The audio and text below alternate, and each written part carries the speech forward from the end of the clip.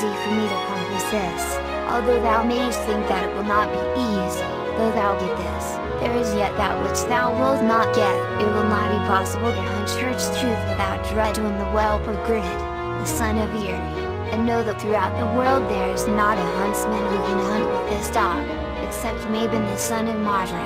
He was taken from his mother when 3 nights old, and it is not known where he now is, nor whether he is living or dead. It will be easy for me to compass this. Although thou mayest think that it will not be easy, though thou get this, there is yet that which thou wilt not get. Thou wilt not give Mabon, for it is not known where he is, unless thou find it all, his kinsman in blood, the son of Er, for it would be useless to seek for him, he is his cousin.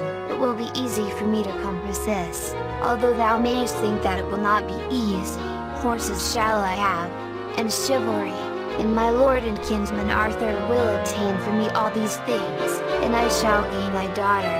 Thou shalt lose thy life. Go forward, and thou shalt not be chargeable for food or raiment for my daughter while thou art seeking these things, and when thou hast compassed all these marvels, thou shalt give my daughter for a wife. Now, when they told Arthur how they had sped, Arthur said, which of these marvels will it be best for us to seek first? It will be best, said they, to seek Mabon the son of Modron, and he will not be found unless we first find Idil, the son of Er, his kinsman. Then Arthur rose up, and the warriors of the islands of Britain with him, to seek for Idil, and they proceeded until they came before the castle of Glivai, where Idil was imprisoned.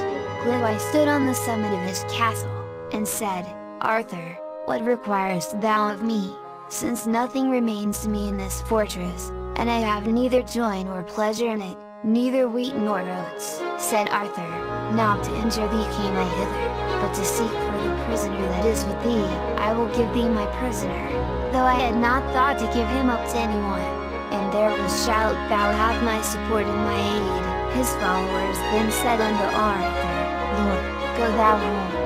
Thou canst not proceed with thy host in quest of such small adventures as these. Then said Arthur, it were well for thee, Grigos taught I thee, to go upon this quest, for thou knowest all languages, and art familiar with those of the birds and the beasts. Go, Idil, likewise with my men in search of thy cousin. And as for you, Kay and Bedwyr, I have hope of whatever adventure ye are in quest of, that ye will achieve it. Achieve ye this adventure for me. These went forward until they came to the Ousel of Silgray, and perjured her for the sake of heaven, saying, Tell me if thou knowest aught of Mabon, the son of Modron, who was taken when 3 nights old from between his mother and the wall. And the Ousel answered, When I first came here there was a smith's anvil in this place, and I was then a young bird, and from that time no work has been done upon it, save the pecking of my beak every evening, and now there is not so much as the size of a nut remaining thereof. Yet the vengeance of heaven be upon me if during all that time I have ever heard of the man for whom you inquire.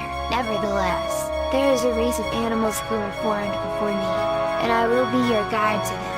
So they proceeded to the place where is the stag of Redinner. Stag of Redinner, behold we are come to thee, an embassy from Arthur, for we have not heard of any animal older than thou. Say, knowest thou aught of Mabon? The stag said, When first I came hither, there was a plain all around me, without any trees save one oak sapling, which grew up to be an oak with 100 branches, and that oak has since perished, so that now nothing remains of it but the withered stump, and from that day to this I have been here, yet have I never heard of the man for whom you inquire. Nevertheless, I will be your guide to the place where there is an animal which was formed before I was. So they proceeded to the place where is the owl of Cwm Olwen, to inquire of him concerning Mabon. And the owl said, If I knew I would tell you, when first I came hither, the wide valley you see was a wooded glen, and a race of men came and rooted it up, and there grew there a second wood,